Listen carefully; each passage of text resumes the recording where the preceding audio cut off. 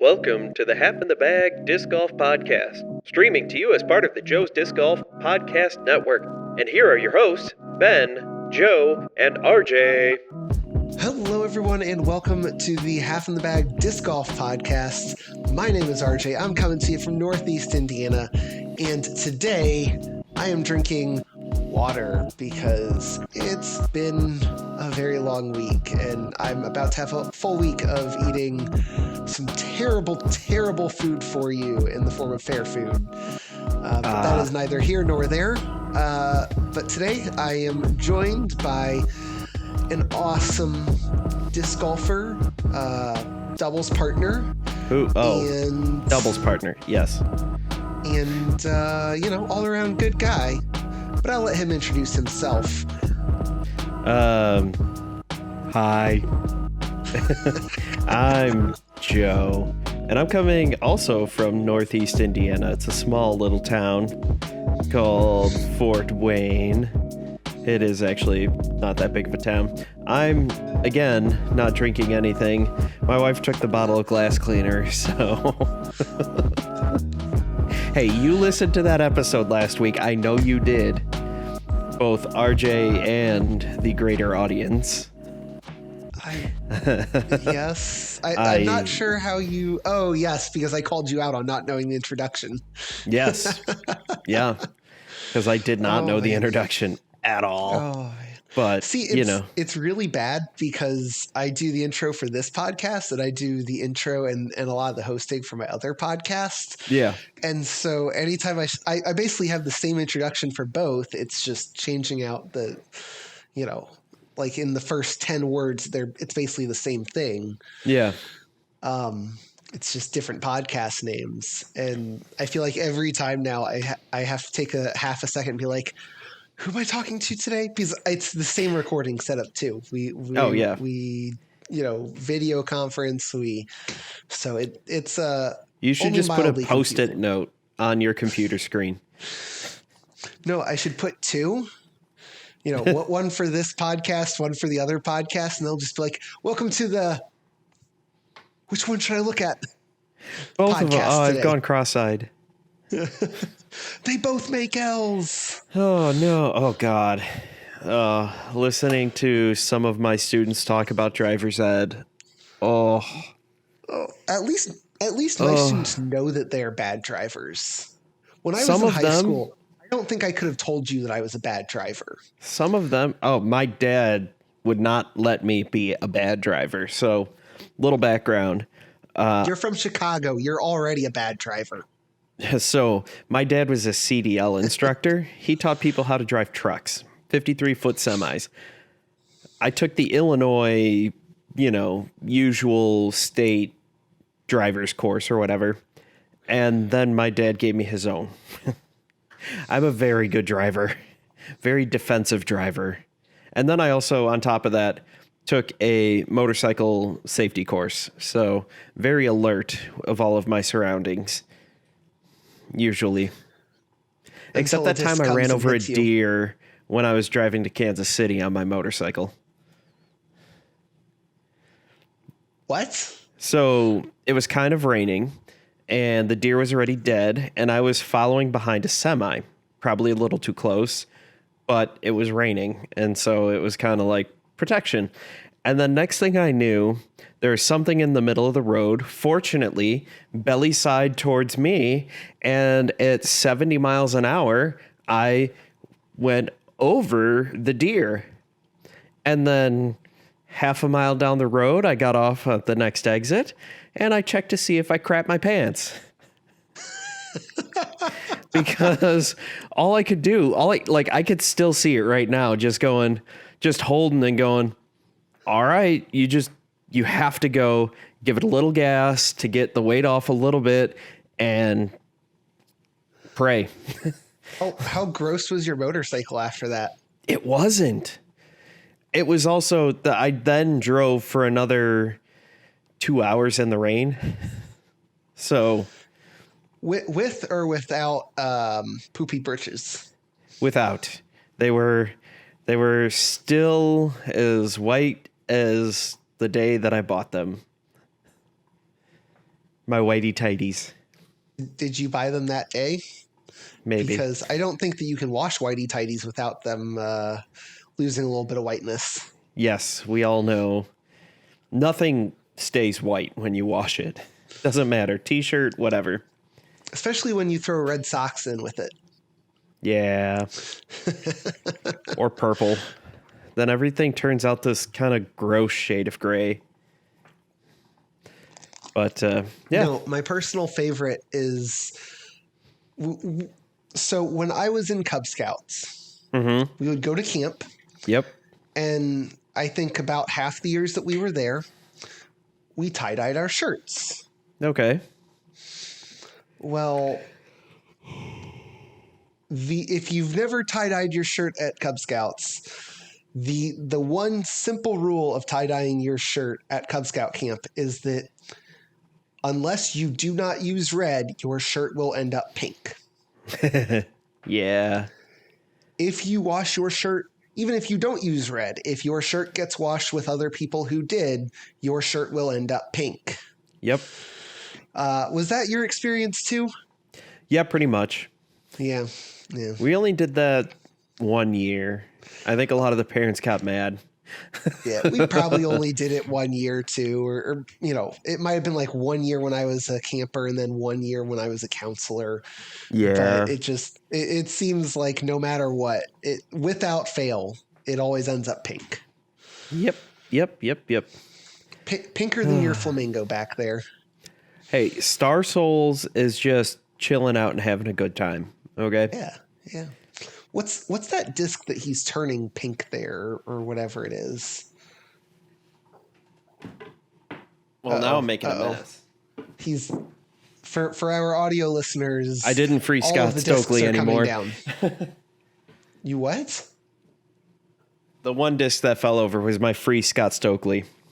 Why was Scott Stokely in need of freeing? I believe the story goes, this was a fundraiser well over a decade ago.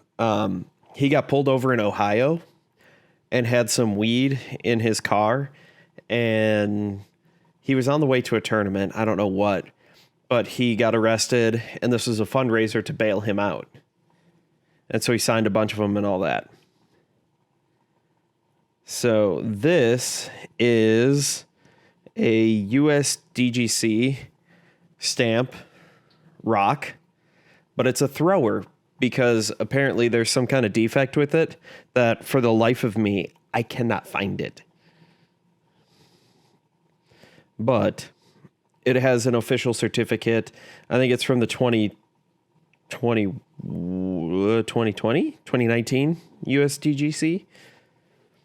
It looks a hell of a lot better than the 2021 USDGC one that I got with my pack for ordering to watch the USDGC tournament last year.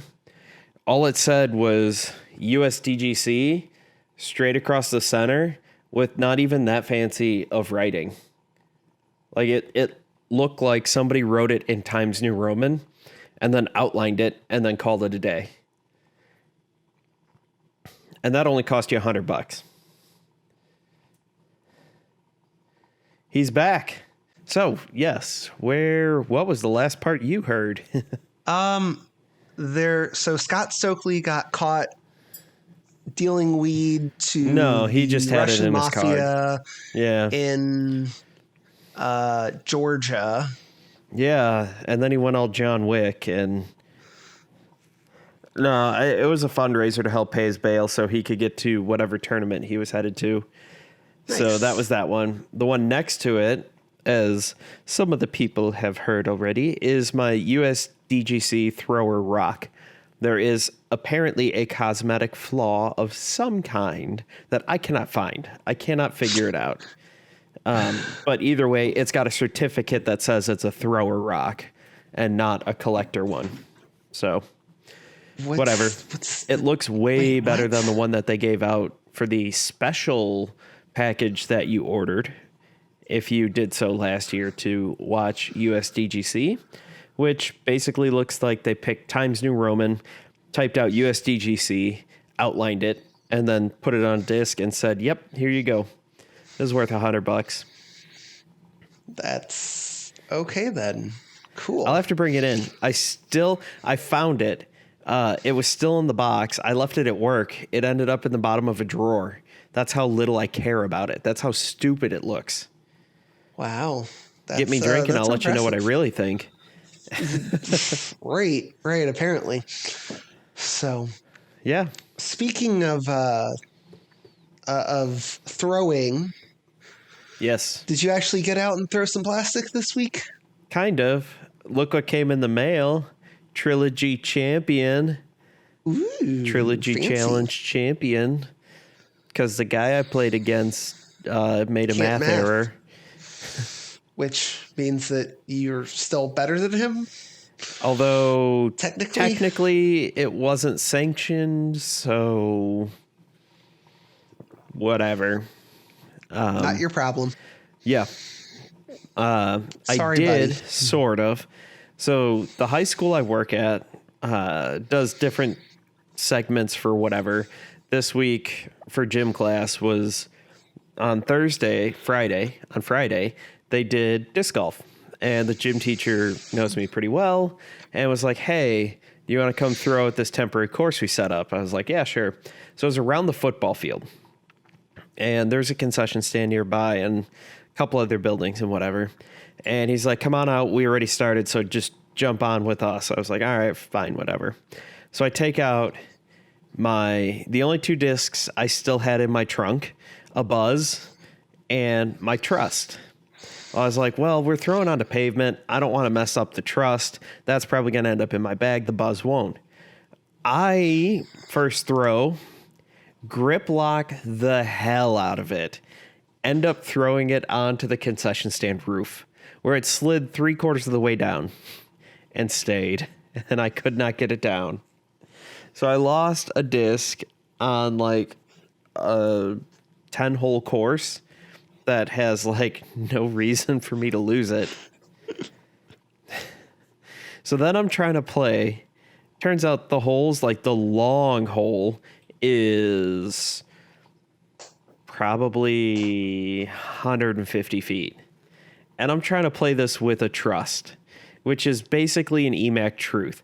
And at 150 feet, it might as well been a Justice. Like, Yikes. it was not Just good. Yikes. So I did a lot of hyzers, a lot of big hyzers to only go 150 feet. You were throwing all the Simon lines. I was throwing 300 feet to go 100 feet. It was awesome. And they're like, wow. And then they had a throw off. You know, furthest girl and furthest guy each get a Gatorade as a win. And they all threw, and like only a couple people were with me, like the gym teacher and like one other girl and one other guy. And they're just like, oh, okay, we'll do, I'll do this. And they're throwing, and everybody else in the gym class just never saw me throw. And they're throwing, and the one kid's like, we're standing on the 50. He's like, yeah, I got it down to the 10. No one's going to beat that. I threw it over the high jump pit. So out the back of the end zone. I mean, the Trust, I can't quite throw it as far as the EMAC Truth yet, because I'm still kind of learning it. But the EMAC Truth, I can throw like 300 feet. So this went probably 250 easy and just kept on going. So Yikes. second place got the Gatorade. You didn't want to steal some poor kid's Gatorade? No, because right after that, I made 6 gallons. So, yeah. Yikes. The parents have bought powdered Gatorade for me to make for the games. So I was like, you buy it, I'll make it. And they're like, here you go. I was like, damn it. Yeah. Every other time I've said that, they haven't bought it. For those of you wondering, if you ever put Gatorade in a 10-gallon cooler or a 5-gallon cooler or a whatever gallon cooler, do not wait to clean the cooler. No, never. If you wait to clean the cooler, you can save yourself a lot of time by just throwing it away. Yes. Yes, you It can. is the absolute worst.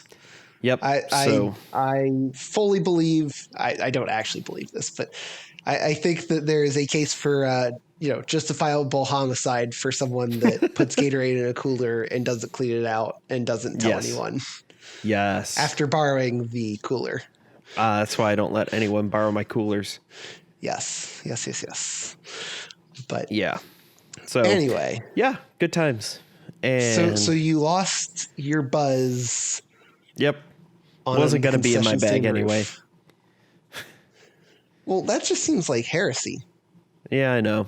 I've already got the Berg. We're good. So it's funny that you mention the Berg and the Trust, because this weekend I got out for like the first time in a month. Yep. If not, maybe more. How did that go?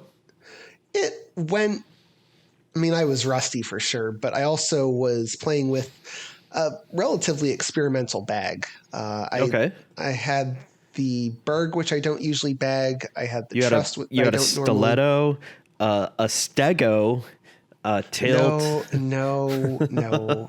A Justice. No. I don't own any of those discs. I don't have that kind of money. You don't have a Justice? No, I don't. Oh, I thought you did. I've thought about getting one.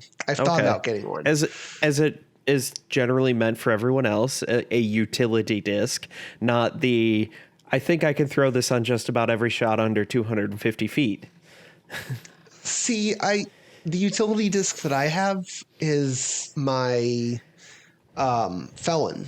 I use that for almost all utility shots that I would want. Makes sense. So, yeah. I don't have the arm to, actually make it do what like Ricky Wysocki or anyone can do. But shoot, anyway. I don't have that arm. If I had that arm, do you think I'd be sitting here doing this podcast, or do you think I'd be out at Maple Hill playing in the MVP Open? Yeah. If I qualified. No comment. Yeah. But anyway, so yes, I had the. Let's see. I ended up taking the Berg, the Trust. I reinserted my Maverick, which had gone swimming for about a month. Okay, so not too long. Not too long. I could definitely tell that it was a little flippier than I was used to. Yep. Or that might have just been having better form than I was used to, because I wasn't trying to absolutely throw the crap out of it. I mean, a month in the water too. Yeah. Could have screwed it up just enough. Mm-hmm. And then I also took out my Grace I also put in my Grace. Mm-hmm. And then I switched out my putters for, I typically putt with a soft and a hard judge, depending on distance, wind, et cetera, et cetera. Well, I changed out to the Maiden. Just because I was wanting to try it out. So then my bag, so obviously I had to take stuff out to put those discs in. Mm-hmm. Like I said, I took out my judges. I did leave in my Lucid judge, so I will say that. I took out my harp. Okay.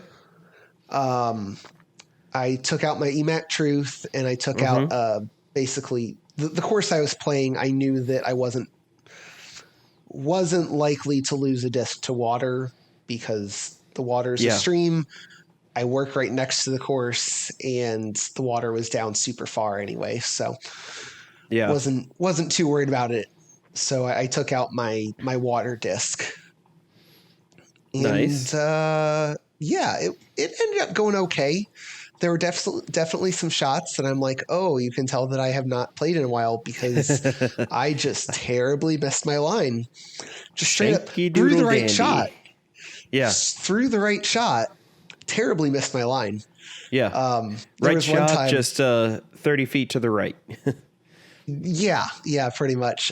There was actually one hole where I threw my bounty, and the shot was just about what I wanted. I let it go a little bit inside, so it nicks the tree and goes flying off to the, all the way out. Yeah. Overcooked a jade at one point, so I ended up basically throwing a turnover shot, which was Nice. Just like you fun. planned. I mean, realistically, I would rather throw a turnover on that hole than anything that hyzers out, Okay. because, and this is a forehand. Mm-hmm. If you turn over a forehand, you end up right in the middle of the field, Okay. and you basically have to throw it 90 degrees to your left to end up out of bounds. If you cut the Oh, corner, if you cut it a little bit too close yeah. to the right, you end up in this really nasty thicket of stuff that, Is you're that basically in like, jail. is that It's like hole hole 5. 4 or 5? Okay. That's 5. It's because you play basically Because I you guess play kind of the along the peninsula road. hole. You play the woods back, and then Yep. it's Okay. yep, yeah. Because It I've was played that this hole actually. course. We're going on almost a year ago for the Maxton Haunt. And that was my second and third round. My first round being like the week before or Yeah. like earlier that week. So I Yeah. did not know that course at all. I love that course. It's a great so course. Much. It I don't know it. terrifies me though. Yeah. Which my wife and I were originally going to play the course together, and she was going to bring the dog. Problem is, we realized about 4 holes in that at this time of year, it is not a dog friendly course. It's very muddy. At least not for my dog. My dog has a little bit fluffier coat. Yeah. And she went off into the woods Oh no. trying to get to my wife, who had thrown a shot off into the woods. Oh no. And she came home, or I think a hole later, my wife took her home, and that was after we had been trying to pick burrs out of her for like 30 minutes. Yeah. So, yeah, that did not go well. But yeah, and then another time, I hyzer flipped, missed my line by like, maybe 6 inches, maybe a foot at most. Yeah. And I thought I was way off into the crap. And I come up to my shot, and I'm like I go off into the crap looking for it, and I finally find it, and I'm like, oh, that was a way better shot than it had any right to be. I still had to scuba out and get really lucky with it to end up saving par, but it ended up working out okay for me. Cool. But yeah, it was Nice. Overall, it was okay for not having played in a month and using a little bit of an experimental bag. I think that there are definitely some changes that I'm going to make to my bag from this round. What prompted the experiment? I had a couple of different discs that I wanted to try out in my bag. Was kind of the main thing. So with that said, I just wanted to. I knew that I wasn't going to have the patience to sit there and field test them like I probably should. Yeah. So rather than doing that, I threw them in my bag, took out some ones that I'm like, okay, maybe I like this disc, but is it really what I can I cover the shots that I like using it for? And for the most part, it, I felt pretty comfortable with just about everything that I put in. The maiden was obviously the biggest thing, and I decided, no, I don't really want to, I'm going to keep that one as a thrower. I think I've put out before that I really like throwing the maiden forehand. Just I like the feel of it. It's a little bit shallower than the judge, and that just threw off my grip with putting. It's a good disc. It's like you said, it's a little shallower than the judge, and flies basically the same. Yeah. So I'm just eh. Yeah, it was. Yeah, it just in my hand with putting, it didn't quite feel right. Didn't quite feel as comfortable, but I still really like throwing it on a forehand. So Probably going to end up keeping the Berg in and leaving the harp out. Okay. Interesting. The reason being, for the straighter shots, I'll end up keeping the Berg and the the Lucid Judge. Yep. Whereas I also bag a zone. Yeah. So that, and yeah. I like throwing the zone on a forehand more than the harp. I agree. And so it's just one of those things where I'm like, okay, I can still get the same shot out of the harp. For a backhand, I can still get the same shot that I would get out of my harp from either the Berg or the zone or the Judge, and it kind of takes out that overlap. I haven't decided whether I'm going to put the EMAC Truth back in or not. They're pretty similar. I think I like the plastic on the Trust a little bit better. It is really nice. Yes. It is really, really nice. Yeah, so I'll probably keep that one in just over the EMAC, and then if I'm not playing water or, really watery courses, I'll probably leave the Grayson because I ended up using it a fair amount. I actually, with that one, I parked a hole, but I didn't actually park it. Oh, no. I threw my first shot and just went straight out of bounds. And I'm like, I could try and recover, but I'm like, I'm going to take at least another shot to get to the middle of the fairway. So I might as well just re-tee. Yep. You can always abandon your throw and take a penalty stroke and do it. So going OB. Yeah. Why so not? then I ripped the Grace hard AF and basically I also missed my line on this one. I did not do this intentionally. But you got lucky. I ended up, I got super lucky, and I basically ended up like a foot away from the hole. Still took a bogey on it, but hey, whatever. Tap in bogey. Yeah, a tap in bogey on a hole that always gives me trouble. I'll take it after going OB on the first shot. Oh, yeah. But that's always a good day. Yeah, but, for sure.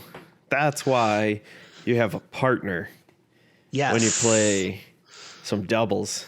So we're playing one of my favorite courses, which is a temporary course, and one of your least favorite courses, which is a temporary course. So, one and the same. I have mixed feelings on the temporary course because when it's a bomber course. Yes, it doesn't suit my game well at all. Yep. Which, okay, whatever, so be it. Yeah. I typically play AM3, AM4. Courses are not going to suit my game. I think we've seen that even with Paige Pearson, that there are courses that suit her game and don't suit her game. And she is arguably the best female disc golfer of all time. And I would argue that a lot of those courses that don't suit her game are between the ears. More so. That's a whole different discussion. Yes.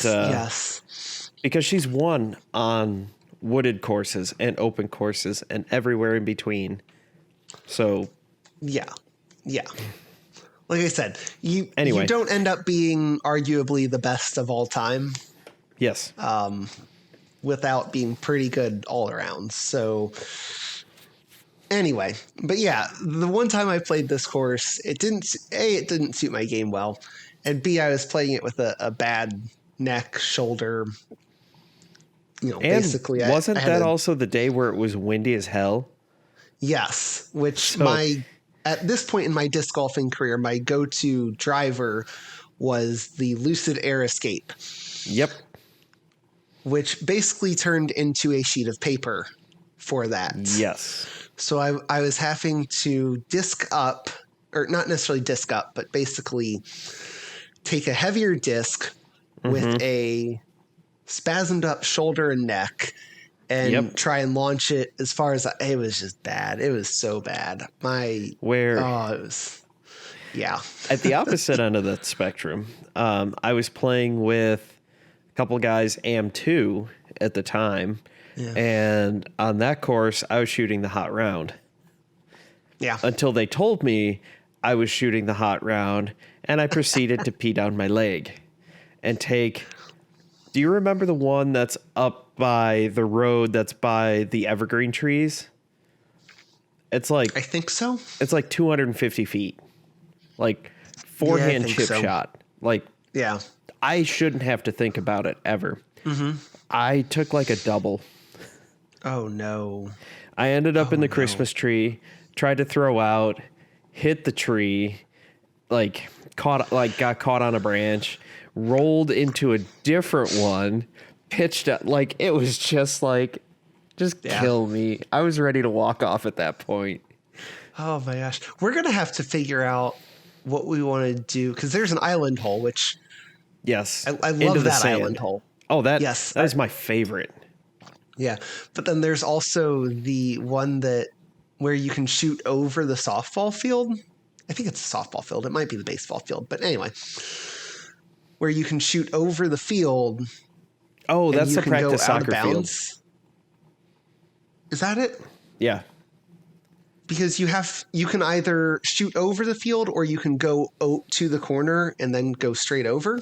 Yeah. The hard part about going over that is the landing zone on the far side is very tight.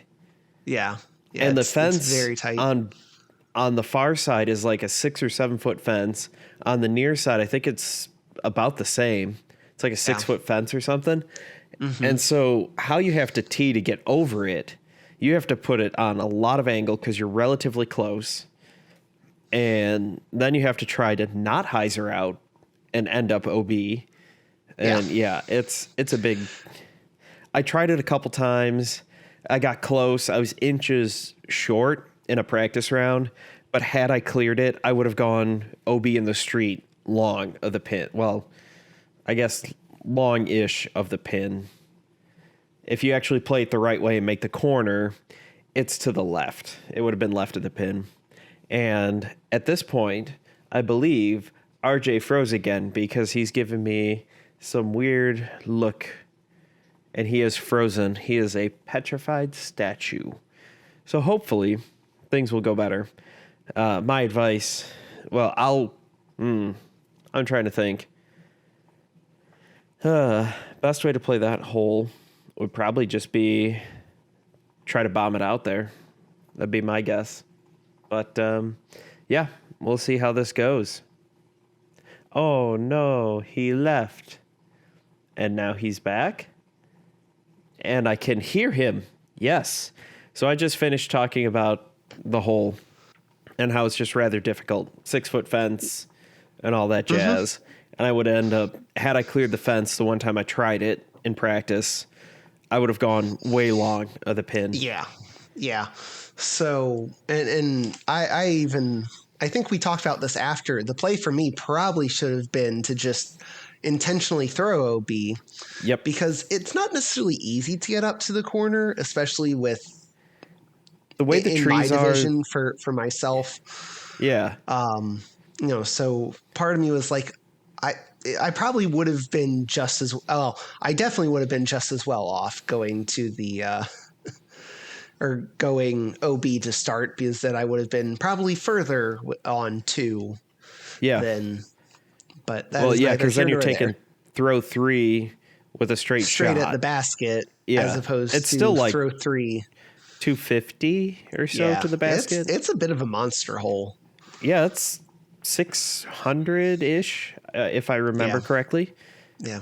Oh, question for you. I was looking at, because the other course, this is a 2-round doubles tournament, which is awesome. I'm pumped for it.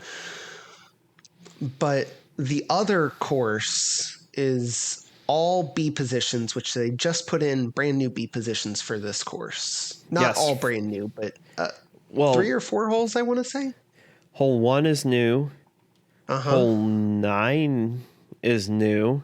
And 11, 12 is a new B position. Yes. Do they have a new B position for 17? They were Yes, they already cut it. So it is a little, probably 10 feet short of A, and down that little slope off to the right-hand corner. Oh, okay. Yeah. So that I is, was looking at the map and I'm like, I can't tell any difference from normal A to B, so on the I'll map, it assume that wouldn't. there's a difference. Yeah. Yeah.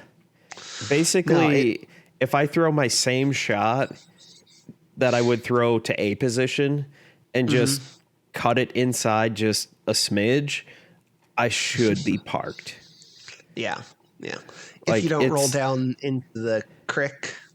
Yeah, so I've accidentally parked it a couple times with bad throws on A that skip. They hit the one patch of dirt that's out there and skip and end up just like perfect. So we'll see how that goes. That's Yeah. Yeah. That'll This be was fun. the same course that my partner and I took third place on. Yep. Tied third, I want to say, for in a doubles tournament. This was a random draw doubles tournament. Yes. And That was a tough tournament. it was. For me. There were a lot of really good players there. Yes. Junior world champion was there. A couple of pros were there. Not touring pros, but local pros. And some guys who are just really good disc golfers. Really good, amateur disc golfers. And my partner had been playing for a couple months. Yep. So, Just think it could have been worse. You could have been paired with me. For some reason I chose it voluntarily. Yeah, But I don't know why. I think it's because you thought that my wife could get us free entry. Yes. Because she works for the place that is hosting it, and they did have, which is why Joe was actually my second choice. Sorry, buddy. I don't blame you. If my wife worked for wherever, I'd be like, you want to play? Come on. It'll be free. It'll be fun. And actually, my wife did, but she is actually technically working that weekend. Oh, that's awful. So, which she's on call. So maybe she's not actually necessarily doing anything, but she might have to do something. And even though she'd be on campus, it's one of those things where it's like, I don't think that there's a disc golf rule that allows you to take 15 minutes while you go sort out. She's going to the bathroom. Somebody spilling their milkshake. Going to the bathroom. A lot. But we are, and we have hats for this. We're team Shake and Bake. Shake and bake, baby. Not sure what to do with my hands right now.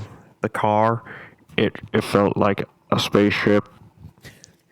Oh, man. Oh no, I'm flying through the air. This is not good. I'm on fire. I'm on fire. Save me, Tom Cruise. So that is one of our team building activities is we're going to watch Talladega Nights, The Ballad of Ricky Bobby, and probably play the regular course at least once as a doubles pair. Because, I know how I play the course by myself, like in a normal singles round. Mm-hmm. But there are plenty of opportunities to get crazy aggressive on some of those holes.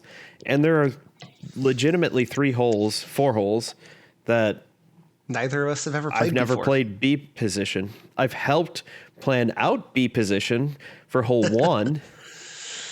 They had a bunch of us the one day, they had a flag out there and they're like, this is where we're thinking of putting B position. So we all just started throwing the craziest lines we could think of. Big backhand Annie lines and hyzers and forehand hyzers. And turns out the best play, well, first of all, nobody was getting there. And then finally I was like, what if I just throw something straight up the gut and just say the hell with it? Came through chain high of A position, just like 2 feet to the left. It was beautiful. I was like, ooh, I might ace. This would be awesome.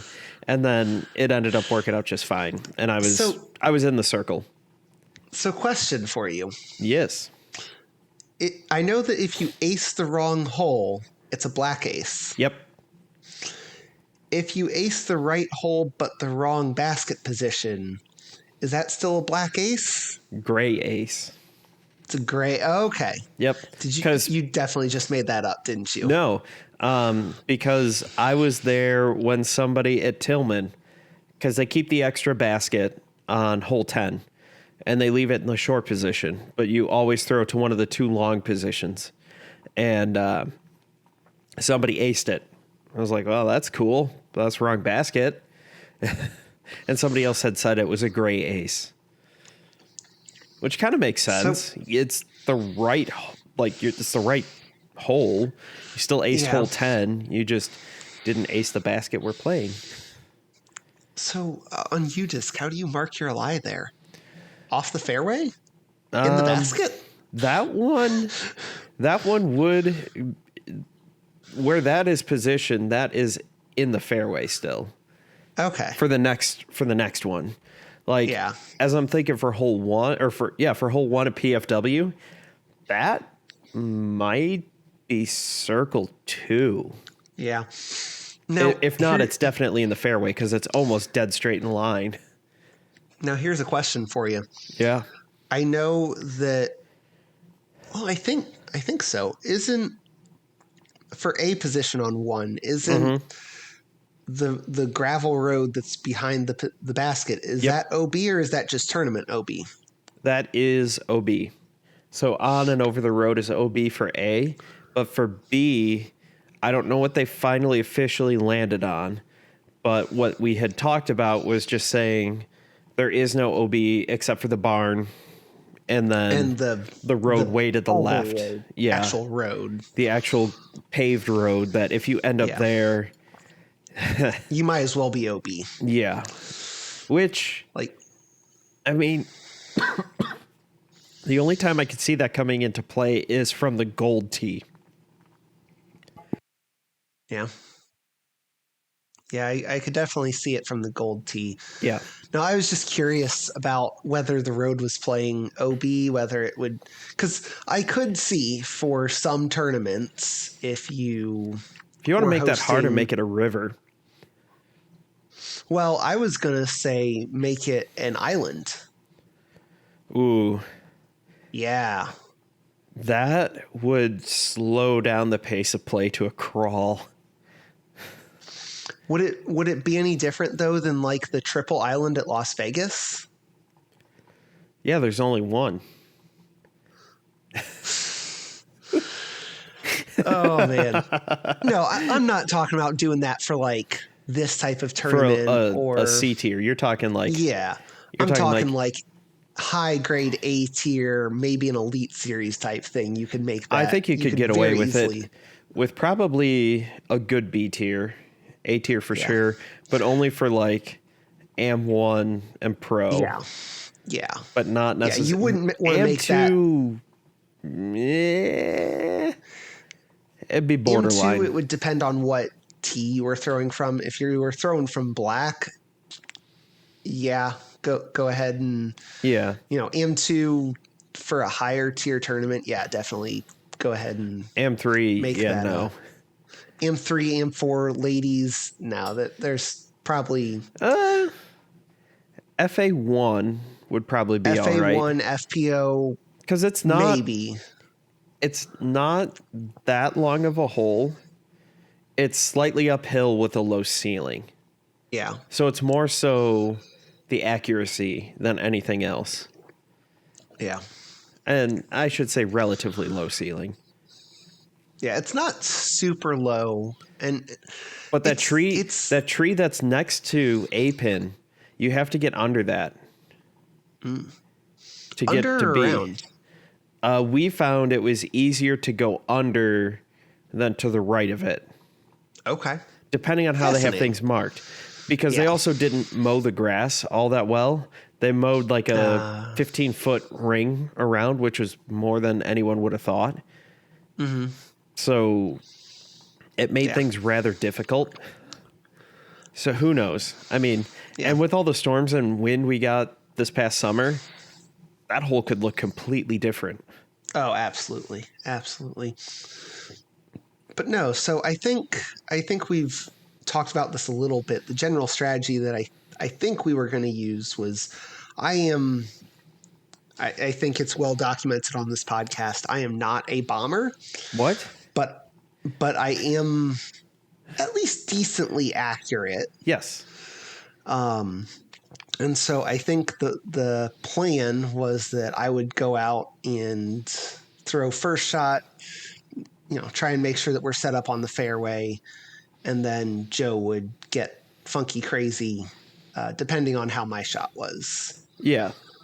And depending on the hole. I mean, yeah. There are a few holes where you could be pretty close, and it's like, well, I guess I'll just go for an ace run.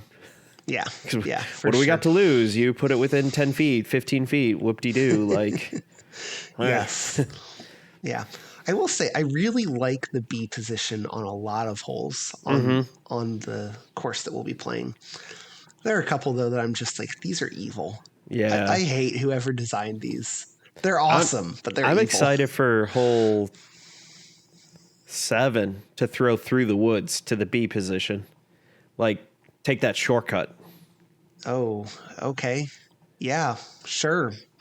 You can take that line. I will try and go up the gut and do the fairway go from there. Yeah. Yeah. It's hole 7, right? Because hole 5 is the hill. No, well, we're going to B is, position. Yeah. Hole 6 is the first one. Hole Yeah. Is that first big dog leg? Well, right. I guess technically the second big dog leg, right? Yeah. Because 3 is the. I hate 3. I haven't thrown black to B from hole 5 in a long time. We're gonna have to try it out. Yeah. Because the last time I've done it, it was from gold, and I just throw at the time I was throwing a Gladiator, but I probably throw, what do I have? Raider, my beat up Raider, and just go down to the right. Now this is like, it's a tough shot because of the way the tree cuts you off on the tee. Yeah. Well, it's like you've got to throw straight to left. Yep. But then it's like you have to make a really hard right. But it's not like you can just throw a big old hyzer bomb because the ceiling's too low. If you go too long, you end up in the creek. Yeah. And if you go too short, you end up totally cut off from there's a couple honeysuckle bushes that just destroy your shots. It's a very difficult. It can be a very difficult par 3. And it's not an elevated basket, but it's not nearly the hill that the A position is in. No, but it's still probably a 4 or 5 foot hill that the basket is on top of. Yeah. So if you're, I think that hill goes roughly about 7-8 feet out. So if you're 10 feet out, that's an uphill putt. Yeah. It's probably about a 12, 13 foot putt at least. And I'm okay if you just lay up all the putts or, go for it, a soft bid, and I'll just see what happens. I don't know. The last tournament I played there, my putt was on fire. Hey, if you want to go first and if you make it, I'm not going to stop you. Like, no, I mean, there's definitely some holes where the first person needs to make sure that they're getting a good layup there because because they can be difficult. For example, 5A, first person really should more than likely throw a layup unless they're feeling really comfortable with their putt. Hey, and I think I was just outside of circle 2 or maybe edge of circle 2. I threw one in from there on that basket because I was just, that day I was feeling it. I was like, well, I'm just going to go for it. Why not? What's the worst that happens? I think it's, I say first person should lay up, but I'm pretty sure that in that other doubles tournament that I played, I was again throwing first and, just threw it in from 15 out, but like the side of that hill. Ooh, that's a scary uphill putt. It is. That's a very uphill putt. it was probably tighter than that. It was probably closer to. Yeah, but the angle you're coming in upwards at, it's very common.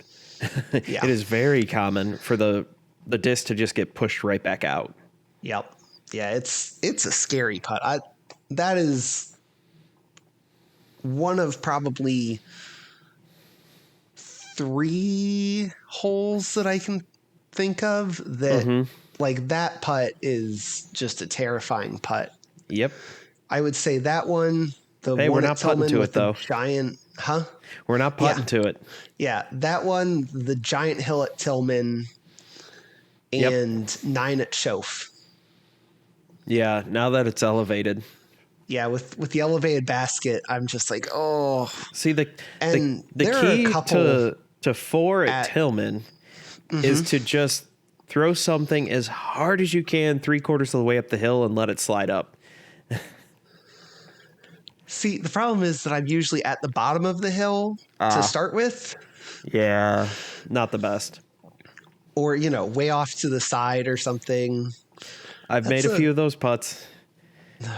But the bad part is if I missed, it would have been bad. Yeah. It is a death putt, an absolute death putt. But same thing. There's a couple at Huntington that are like that too with the elevated baskets. A couple of them that are like that are really close to the water. Yeah, they're gross. Yep. They are gross. And don't know how I stayed in bounds. Possible. Yeah. Yeah, but oof. Oh well. Yes. That's probably good. I think that's enough of us BSing about our previous and upcoming disc golf adventures. Yeah, because that's at the end of October. Middle of October. So we're probably 3 weekends out. Yeah, well, I've got one next weekend, next Sunday. Okay. The Magical Mystery Tournament. Ooh. Yeah. Do I need to come caddy for you? 2 rounds of Mosier. Oh. Yeah, longs and then shorts. Okay. Yeah. That's not bad, though. I think it's shorts. I know it's longs for sure for 1 round. Yeah. For M1 and Pro. Yay. Guess who hasn't played all that much and then going to play a short technical putter course? Yeah. Yeah. With a fair amount of water. Yeah. And still a fair amount of leaves on the trees. Here's hoping for an early frost. Oof. Yikes. So that's going to be tough. Yeah. But I don't think I'm able to caddy for you either. Why? Wait, is that Saturday or Sunday? Sunday. It's the second. It's a week from today. I don't know. I might be able to. Up to you. We can figure this out off air. Yeah. How much am I getting paid? What's my commission? I don't even know what the payout is. I'll take 1/3 of your trophy. You picked the cheapest disc possible last time. I did. The payout won't be that good because the field is not that an deep. A tier? Yeah. No, B tier for AMs. Yes. This is a C tier. There's only 72 players total. Nice. And there's Pro, AM1. Let's see. I wonder. I got an email. I could look to see how many people are in here. I am not signed up for that one, actually. I don't really know that's the why. doubles tournament. But there's still not a lot of people signed up for the doubles tournament. Yeah, I'm really surprised about that. 78 players. So there are 19 people in the combined Pro AM1. Yikes. Whoa. Sorry. Pro AM1, MP40, MP50. Whoa. Oh, wait. I take it back. That was just how the registration was allotted. There's 24 total there. Gotcha. Yeah, so they could have 92 people here. They must be putting in some temp holes. Yeah, they must. Either way, there are 4 people in my division. Compared to in that doubles tournament that we're playing that we've talked a whole lot about, there Yep. are 5 teams, including us. In our division, AM2. Yes. Oh, I saw 10 people, but yes. Shake and bake, baby. That is shake and bake. Interesting. All right. I know a couple of those guys. I don't think I know any of them. Well, no, that's not true. I obviously know some of them. I know the first team there, and I know one of the guys from DG Simps. Yeah, I know one from each of those. Yeah. Or at least know of them. Who's playing? I guess. We wouldn't have a chance in hell in M1. Oh, I'm sure not. Yep. Yeah, because those are some pretty good AM1 players. Well, in Plastered Putters, I played against it that last tournament. And we tied them in round 1, shooting a 13 down, which was not great. And then we tied them in round 2, shooting 17 down, missing 2 different holes. They birdied the 400-foot uphill par 3. We did not, but they bogeyed something else. Interesting. Yeah. They bogeyed and parred something and aced. We did not hit an ace. What do you mean you didn't hit an ace? Why not? I should have on the Circle Mando. So he, the guy who made the course, it's a really fun gimmicky island hole. There's fence on either side, and in the middle, he has an old trampoline frame and took that out, and you have to throw through the trampoline, like through the frame, through the circle. That's awesome. It is until you realize that trampoline is at the edge of the circle, and you're standing 200 feet back. Oh, I would totally miss the Mando. Everybody did the first time through. And then the second time, on the second card, everybody got it. Really? Yeah. That's funny. It was hilarious. Oh, man. But I think what helped was like, you know, I made it, or my partner made it, so I was like, no worries, I got this. Where the first round was like, oh, I have to hit this. My partner missed. Yeah. Oh, well. So, yep. I think that kind of puts a nice little bow. Oh, yes. Speaking of Mandos, did you see that Disc Golf Valley added some new courses? I have not played Disc Golf Valley in a while. Yeah, I hadn't either, and then I restarted it, and I'm like, oh, there are some new courses. This is fun. Actually just downloaded One Punch Man. It's a beat 'em up or turn-based beat 'em up thing. Yeah. Marvel Strikers, that style game. Mm-hmm. And One Punch Man is amazing. All right then. So, yeah.